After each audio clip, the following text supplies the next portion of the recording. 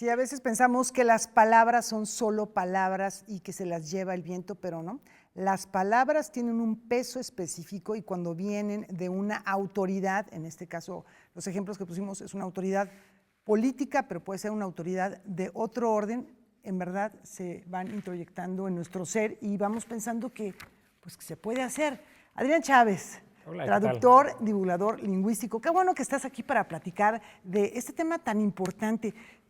¿Qué es lo que nos está pasando? Que llevábamos muchos años ya tratando de tener un lenguaje incluyente, inclusivo, un lenguaje que dignificara a las personas, que a quienes tienen retos intelectuales o psicológicos, a quienes tienen movilidad reducida, pues no los tratáramos de manera despectiva, a quienes pertenecen a diferentes ideologías, países, etnias, en fin, a cualquier persona que pues con su dignidad de ser humano merece ese respeto, se le diera. Ahora resulta que Milei trata con palabras que ni siquiera se menciona en el reportaje porque hasta pena da decir idiota, imbécil a personas con retos intelectuales, o Trump que trataba pues a Kamala Harris con esa palabra en inglés que se parece un poquito a la palabra playa, o a Liz Cheney, al propio Joe Biden, con insultos directamente, ¿no? Y con ofensas muy graves y con agresiones también, digamos, de amenazas a sus oponentes o a grupos humanos. ¿Cómo es que se puede dar un cambio en el que pensamos que la sociedad se va civilizando y va avanzando y de pronto esto que muchos vemos, no sé si todos, pero como un retroceso? Pues yo creo que hay, bueno, primero que nada, gracias por la invitación, me da mucho gusto estar acá y respecto a lo que dices, creo que está pasando socialmente una cosa que es que estamos transitando hacia un nuevo momento de las derechas, incluidas las derechas radicales, y eso obviamente se manifiesta también en la lengua, en el lenguaje y en cómo, en las palabras que usamos también, pero también en las restricciones o la falta de restricciones que en general, digamos, tenemos. Y como bien dices, por ejemplo, Trump o Milei son ejemplos de ello, no solamente en cómo se refieren ellos a sus contrincantes políticos, sino también, por ejemplo, en este caso que mencionabas en específico, de una agencia, de la Agencia de la Discapacidad, la Agencia para la Discapacidad, que pues casi que desenterró estos términos de la década de los 80 para nombrar a las personas con discapacidad. Y bueno, es una cosa que llamó mucho la atención. Que porque ya científicamente está sí, claro, superado, está ¿no? muy Es como superada. locos, pues no, es que ya esa palabra ya científicamente no describe nada, Sí, claro. ¿no? Sí, no, de hecho, de ahí fue donde saltó al uso coloquial, ¿no? La palabra, en particular la palabra idiota, tiene una historia muy, muy larga, pero en donde adquirió esa connotación negativa fue cuando en Estados Unidos se utilizó esta como diferenciación de lo que ellos llamaban las edades mentales para referirse a las personas con un coeficiente intelectual menor a los 70 puntos. Obviamente, bueno, los tests de coeficiencia intelectual siguen vigentes, pero ya superamos hace mucho esta diferenciación de la edad mental. Sin embargo, la palabra idiota pues se quedó en el uso general. Y pues bueno, obviamente es ridiculísimo que una instancia gubernamental esté utilizando esas palabras, tanto que tuvieron que dar marcha atrás con la decisión.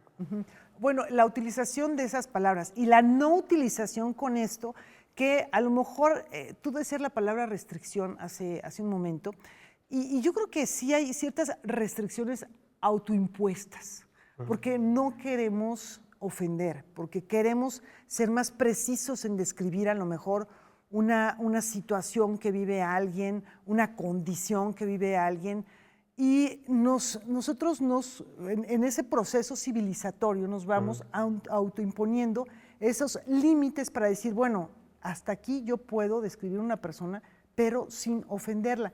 Eso también se está rompiendo, o ya se rompió en ciertos niveles, porque, bueno, la verdad es que este ejemplo de desde la institución sí permea a la sociedad, sí permea a las sociedades. Tenemos en América Latina este lenguaje y en los Estados Unidos el lenguaje de Trump que es completamente antiinclusivo.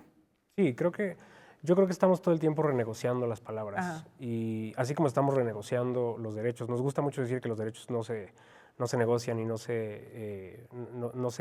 tendríamos por qué estar peleando otra vez por los derechos ya obtenidos. Y es verdad, pero lo cierto es que si algo nos enseña la historia es que todo el tiempo están pendiendo de un hilo, de una mala decisión colectiva. Claro. No los podemos dar por hecho. Exactamente, exacto, no los podemos dar por hecho. Y creo que la lengua obviamente va acompañando eso. Y tenemos que pelear por las palabras, tenemos que renegociar las palabras, y en ese sentido creo que, digamos, yo entiendo esto que tú llamas como el proceso de civilización, yo lo entiendo como un ejercicio colectivo de empatía, ¿no? Y creo que cuando hay una palabra que en sí misma no tiene nada de malo, o sea, como cualquier otra palabra, como cualquier uso lingüístico no tiene nada de malo, pero en el momento en el que el uso de esa palabra le recuerda o le lastima a alguien de alguna manera, pues bueno, no se trata, creo, tanto como de una censura, como de una apelación a la empatía colectiva. Y eso no significa que la gente no la pueda usar, pero el hecho de que haya más gente utilizando palabras que se consideran problemáticas o que directamente afectan a un grupo de personas, pues creo que sí es como una alerta de que algo está pasando socialmente. Porque el lenguaje finalmente, ¿cuál es la función que tiene? Que nos comuniquemos mejor, que nos entendamos mejor. Y si hay palabras que para algunos grupos tienen connotaciones que no son las que queremos darles, pues entonces ahí estamos teniendo un error en la comunicación. ¿Qué podemos hacer ante esto? ¿Tener una especie de resistencia verbal, lingüística ante este embate? Yo creo, fíjate, solemos pensar la lengua como una herramienta, ¿no? Como una herramienta de comunicación, y justo un poco lo que decías, ¿no? Que lo importante es que nos entendamos. Y sin que eso sea mentira, lo cierto es que la lengua es mucho más que eso. O sea, la lengua es un hecho social, no es nada más una herramienta.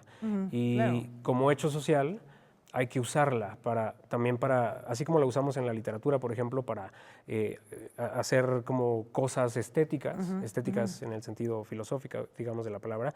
En el caso del ámbito social, las utilizamos para pertenecer, para no pertenecer, para llamar la atención sobre cosas, y creo que eso es lo que hay que hacer. Hay que usar la lengua también como herramienta política, no nada más como una herramienta de comunicación, sino para habitar, digamos, como nuestros principios. Y en ese sentido, yo creo que es importante no prohibir, o sea, creo que no se trata de prohibir palabras, o al menos desde mi perspectiva, pero sí se trata de apelar al por qué es una buena idea como dejar atrás al menos ciertas acepciones que pueden ser dañinas para las personas. Bueno, porque dice Borges que en el nombre de la rosa está la rosa y todo el Nilo en la palabra Nilo. Entonces, las palabras sí contienen sus significados, ¿no? Yo soy más pragmático y no me gusta pensar tanto como en el hecho de que la palabra en sí misma contenga algún significado, pero sí creo que el uso de la palabra tiene repercusiones en la vida cotidiana, y creo que si una palabra que yo utilizo le hace daño a alguien más, porque le recuerda su historia, porque le recuerda el lugar que ocupa en la sociedad, de una sociedad que lo ha marginado, no me cuesta nada como simplemente dejar de utilizarla o tratar de modificar la forma en la que me refiero a las personas, y eso, ¿no? O sea, creo que al final no se trata tanto como de pensar que las palabras en sí mismas hacen daño, más bien creo que yo siempre hago esta analogía de la lengua con la ropa, ¿no? Así como hay contextos en los que no usamos cierta ropa, y hay otros contextos en los que puede ser adecuado o inadecuado utilizar tal o cual prenda, o podemos usar una prenda, por ejemplo, para hacer un statement político también.